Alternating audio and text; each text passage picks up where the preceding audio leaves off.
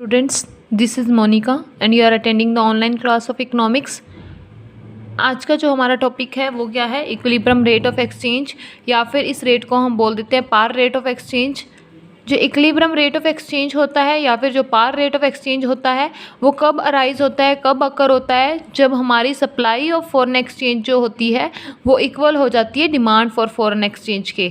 मतलब जब हमारी फॉरेन एक्सचेंज की जितनी सप्लाई होनी चाहिए डिमांड के इक्विवेलेंट होने चाहिए, तो जब वो दोनों इक्वल हो जाती हैं फॉरेन एक्सचेंज की सप्लाई और डिमांड, तो उस पॉइंट पे क्या होगा, हमारा इक्विलिब्रियम रेट ऑफ एक्सचेंज होगा या फिर पार रेट ऑफ एक्सचेंज होगा। आगे देखो जो इक्विलिब्रियम रेट ऑफ एक्सचेंज होता है जहाँ पे डिमांड फॉर फॉरेन एक्सचेंज होती है equal supply of foreign exchange के, तो वो रेट हो जाएगा इक्विलिब्रियम रेट ऑफ एक्सचेंज, या फिर हम इसे बोल देते हैं जहाँ पे सप्लाई कर्व या फिर जो डिमांड कर्व है वो फॉरेन एक्सचेंज मार्केट में एक दूसरे को इंटरसेक्ट करेगा, जिस पॉइंट पे उस पॉइंट पे क्या होगा हमारा इक्विलिब्रियम रेट ऑफ एक्सचेंज। आगे इसके डायग्राम के थ्रू हम इसे एक्सप्लेन करते हैं। देखो ये हमने एक्स एक्सिस और वाई एक्सिस ले लिए हैं। अब देखो इस डायग्राम में हमने वाई एक्सिस पे लिया है रेट ऑफ एक्सचेंज और हमने एक्स एक्सिस पे लिया है सप्लाई या डिमांड ऑफ फॉरेन एक्सचेंज। क्योंकि दोनों को बना रहे हैं सप्लाई और डिमांड के, इसलिए जो हम एक्स एक्सिस पे दोनों ही ले रहे हैं, सप्लाई भी और डिमांड भी। सबसे पहले हमारा इनिशियल रेट है वो है आर, ठीक है। अब R1 जब हो जाएगा हमारा रेट, जब इंक्रीज़ हो जाएगा रेट, अब पहले डिमांड के हिसाब से करते हैं, हम डिमांड को लेके चलेंगे कि जब हमारा रेट इंक्रीज़ हो रहा है तो क्या हो जाएगी हमारी डिमांड, क्या हो जाएगी, कम हो जाएगी। पहले क्या था, इनिशियल रेट पे हमारी डिमांड यहाँ पे है OQ, और जब हमारे रेट इंक्रीज़ हो जाएंगे फॉरेन एक्सचेंज के तो हमारी डिमांड क्या हो जाएगी, कम हो जाएगी, OM पे आ जाएगी। और इसी तरह जब हमारी डिमांड क्या है, फॉरेन एक्सचेंज का जो रेट कम हो जाएंगे तब हमारी डिमांड कैसी होगी, जैसे अब यहाँ रेट पहले था ये, ठीक है। अब इसके बाद जो हमारा रेट है वो डिमांड के केस में क्या हो रहा है, डिक्रीज़ हो रहा है, तो डिक्रीज़ होने की वजह से रेट क्या हो रही है, हमारी डिमांड जो है वो बढ़ गई, यहाँ पे ON होगी, ठीक है। OQ से हमारी डिमांड कितनी हो गई, ON। अब इसके बाद हम सप्लाई का लेके चलते हैं। सप्लाई सबसे पहले हम आर रेट लेके चल रहे हैं, आर जो है इनिशियल रेट है। इसमें क्या है, जब हमारा रेट ऑफ एक्सचेंज आर है तो हमारी सप्लाई क्या है, OQ, ठीक है। अब जब हमारे रेट इंक्रीज़ हो जाएंगे तो हमारी सप्लाई भी इंक्रीज़ होएगी ना, क्योंकि पॉजिटिव रिलेशन है रेट ऑफ फॉरेन एक्सचेंज का और सप्लाई का, तो रेट बढ़ने की वजह से हमारी सप्लाई भी इंक्रीज़ होगी, ON होगी, ठीक है। अब अगला केस, जब हमारे रेट जो है वो डिक्रीज़ हो रहे हैं तो हमारी सप्लाई भी क्या है, डिक्रीज़ हो जाएगी, ON से OQ आ जाएगी। तो ये जो पॉइंट्स हैं, पॉजिटिव पॉइंट्स जो सप्लाई के हैं, वो उसको हम ज्वाइन करके जब कर्व ड्रॉ करेंगे तो ये होगा supply curve of foreign exchange, और जब हम डिमांड कर्व के पॉइंट्स ज्वाइन करके डिमांड कर्व ड्रॉ करेंगे तो ये हो जाएगा कर्व ऑफ डिमांड, जो कि है फॉरेन एक्सचेंज का, ठीक है। ये जो एक्सप्लेनेशन दिया है इन्होंने यही बताया जो मैंने अभी आपको एक्सप्लेन किया है। इसके बाद आपका नेक्स्ट टॉपिक क्या है, इम्पैक्ट ऑफ चेंज, मतलब जो चेंज आता है डिमांड और सप्लाई में इंक्रीज़ या डिक्रीज़ होने की वजह से उसका क्या इम्पैक्ट पड़ता है हमारी डिमांड या सप्लाई में। इंक्रीज़ या डिक्रीज़ होने पे डिमांड और सप्लाई, उसका इफेक्ट फॉरेन एक्सचेंज पे क्या पड़ता है, वो अगले टॉपिक में हम डिस्कस करने वाले हैं। अब सबसे पहले increase in demand foreign currency की होने की वजह से क्या चेंजेस आएंगे वो देखो। वो कहते हैं कि इंक्रीज़ कब होती है डिमांड फॉरेन एक्सचेंज की या फिर फॉरेन करेंसी की, जब हमारी जो फॉरेन करेंसी है या फिर फॉरेन एक्सचेंज है उसकी डिमांड उसके एग्जिस्टिंग प्राइस पे ज़्यादा की जा रही है। मतलब कि जो प्राइसेस चल रहे हैं एक्सचेंज रेट के, जब उसी रेट पे क्या है ज़्यादा करेंसी की डिमांड हो रही है तो क्या हो जाएगा, उसको बोलेंगे increase in demand of foreign currency. जब डिक्रीज़ होगा डिमांड फॉरेन करेंसी की तब क्या होगा कि जो डिमांड है जो पीपल के द्वारा या फिर कंट्रीज़ के द्वारा जो फॉरेन एक्सचेंज की डिमांड की जा रही है एग्जिस्टिंग रेट पे, वो कम की जा रही है।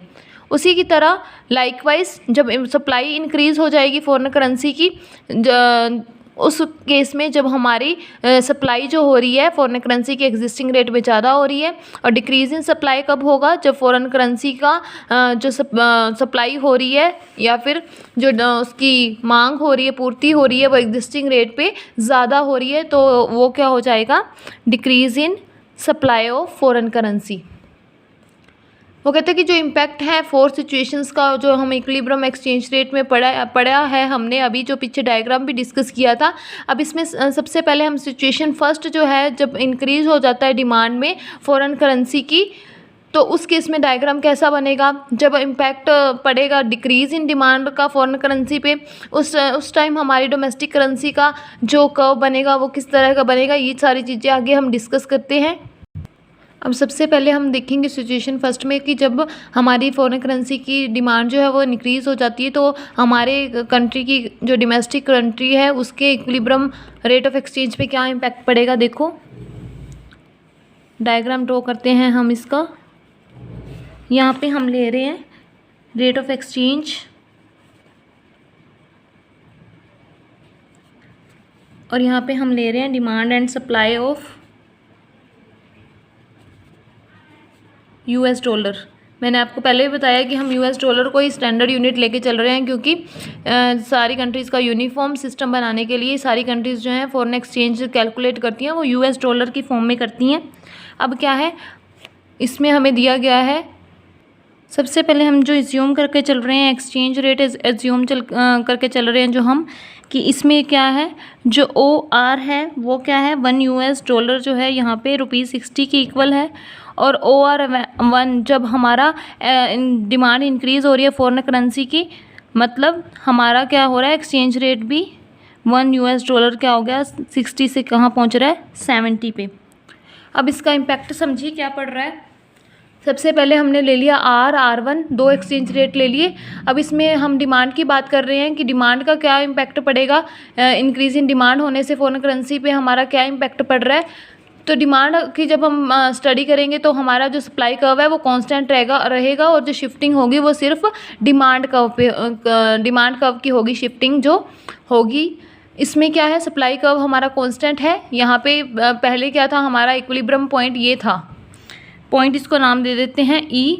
हमारा इक्विलिब्रियम पॉइंट जो था वो E था पहले। इसके बाद जब हमारी इंक्रीज़ होगी डिमांड फॉरेन करेंसी के लिए, जब हमारे रेट इंक्रीज़ हो गए यहाँ पे 60 से हो गए 70 रुपीज़ 1 US डॉलर के इक्वल, तो यहाँ पे क्या हो जाएगा हमारा जो डिमांड कर्व है वो क्या हो जाएगा ऊपर की तरफ शिफ्ट हो जाएगा।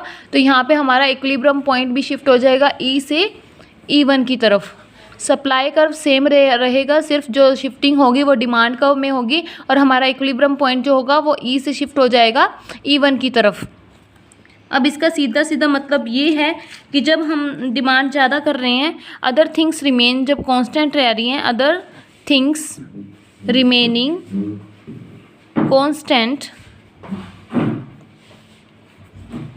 डिमांड इंक्रीज़ होने की वजह से demand of foreign exchange increase होने की वजह से क्या होता है हमारे जो रेट ऑफ फॉरेन एक्सचेंज हैं वो क्या हो जाते हैं हाई हो जाते हैं। Rate of foreign exchange goes high. देखो इसमें भी आप देख रहे हो कि 1 US डॉलर पहले 60 के इक्वल था, उसके बाद 1 US डॉलर क्या हो गया हमारा रेट बढ़ गया, 1 US डॉलर क्या हो गया 70 के इक्वल हो गया। अब यहाँ पे क्या हो रहा है, पहले हमें 60 रुपीज़ पे करने पड़ रहे थे, अब हमें $1 के बदले में 70 रुपीज़ पे करने पड़ रहे हैं। तो इसको क्या बोलते हैं करेंसी डेप्रिसिएशन भी बोलते हैं। क्या बोलते हैं करेंसी डेप्रिसिएशन। डेप्रिसिएशन का मतलब यही होता है ना कि जब किसी भी फिक्स एसेट्स की वैल्यू में लॉस होता है, loss of value of fix assets, ये चीज़ हमने डिस्कस की हुई है ये कंसेप्ट कि डेप्रिसिएशन क्या होता है। तो करेंसी डेप्रिसिएशन हो रही है हमारी यहाँ पे कि पहले हमें 1 US डॉलर के बदले में 60 रुपीज़ पे करने पड़ रहे थे, पर अब क्या है 1 US डॉलर में 70 रुपीज़ पे करने पड़ रहे हैं।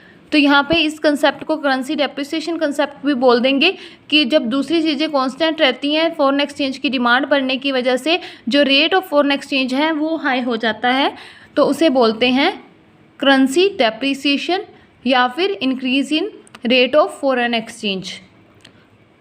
तो आज यही टॉपिक कर लेना, जो decrease in demand of foreign exchange है या फॉरेन करेंसी है वो हम कल के क्लास में डिस्कस करेंगे। तब तक ये वाला टॉपिक आप अच्छे से रिवाइज कर लेना। Thank you.